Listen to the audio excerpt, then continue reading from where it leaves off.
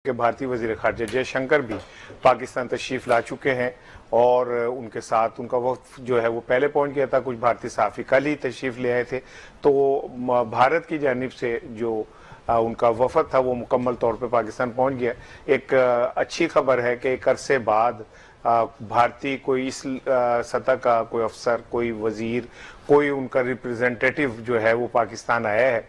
और चले एक कॉन्फ्रेंस के नाम पे ही आए, लेकिन डेफिनेटली इससे कुछ ना कुछ आइस ब्रेक होगी, कुछ ना कुछ आइस ब्रेक होगी। जुल्फकार, कुछ ना कुछ नहीं, काफी ज्यादा होगी। और मुझे लगता है कि जिस तरह मैं पहले कह रहा था, बैक टू डिप्लोमेसी, और उसमें बहुत सारी चीजें फाइनल हो रही हैं। और इक्तसादी तौर पे भी और ट्रेड के हवाले से भी इंडिया के साथ आपकी बहुत सारी चीजें, बहुत सारे प्रोजेक्ट्स जो हैं वो गो थ्रू होंगे और वो चीजें आगे बढ़ेंगी।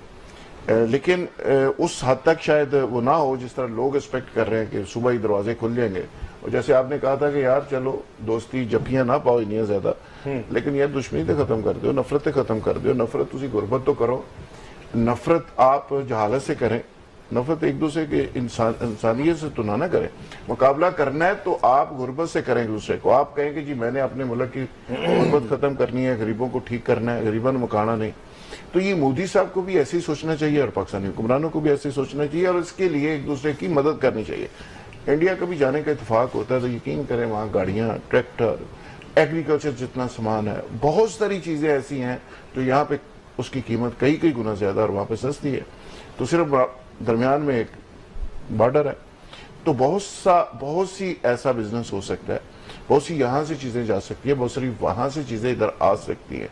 लेकिन शर्त यह है कि हमें अपनी नीयतें थोड़ी सही करनी पड़ेंगी। और इंडिया का कमाल यह है, उनकी सारी जो खारजा अमूर की सारी पॉलिसी इस पे बेस करती है कि जो दुश्मन का दुश्मन है वो आपका दोस्त है।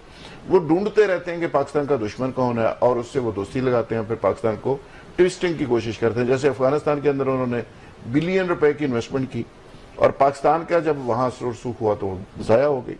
अभी फिर एक दफा वो इंडिया कोशिश कर रहा है कि अफगानिस्तान के थ्रू पाकिस्तान को डिस्टेबलाइज करे, बलूचिस्तान के अंदर प्रॉब्लम करे, कश्मीर के अंदर प्रॉब्लम करे।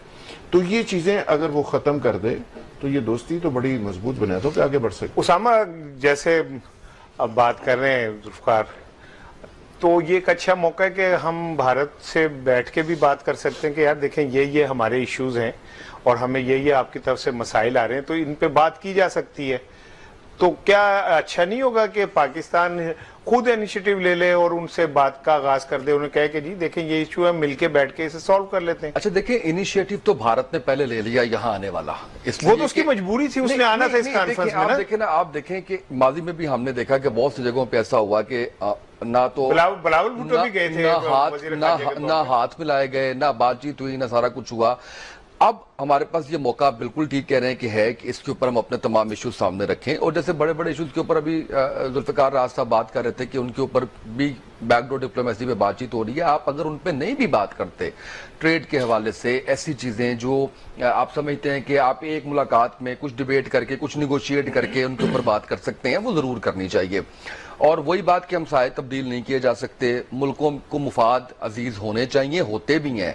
यही दो मुल्क हैं जो दुश्मनी और इस तरह करके बैठ रहे हैं। दुनिया के अंदर कोई ऐसा नजर नहीं आता जो अपने मुफाद कुर्बान कर दे और जो अपनी ट्रेड को तबाह कर दे और अपने मामलात इस हद तक खराब कर दे कि आपकी बातचीत भी नहीं हो रही। अल्टीमेटली होना क्या है, होना तो बैठना तो अपने टेबल पे ही है, चाहे कोई सालसी आपको बिठाए, चाहे आप खुद बैठे, आखिर में जाके टेबल आखिर पे जाके आप जंग कर लें, आप कुछ भी कर लें, आपने बैठना मेज पे है। तो ये एक अच्छी अपॉर्चुनिटी है दोनों ममालिक के लिए।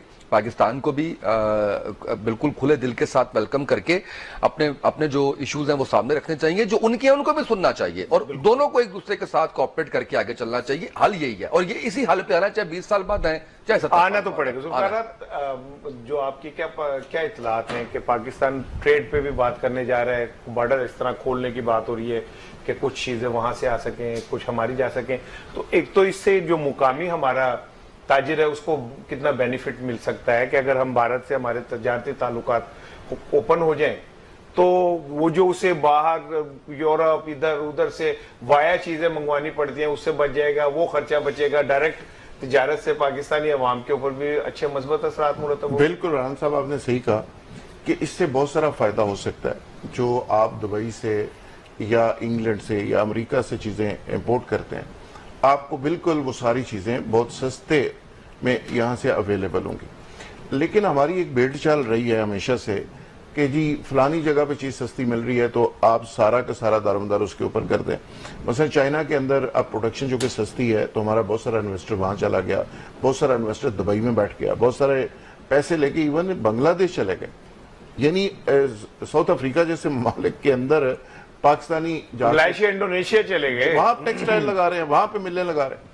तो इसकी वजह क्या है? ये सारे काम आप जरूर करें, साथ साथ आप बिजनेसमैन को अपने घर के अंदर अपॉर्चुनिटी दें। अब बाहर से लोग आते हैं, उनको कहते हैं जमीनें भी मुफ्त ले लें, ये भी फैसिलिटी ले लें, ये भी ले लें, ये भी ले लें।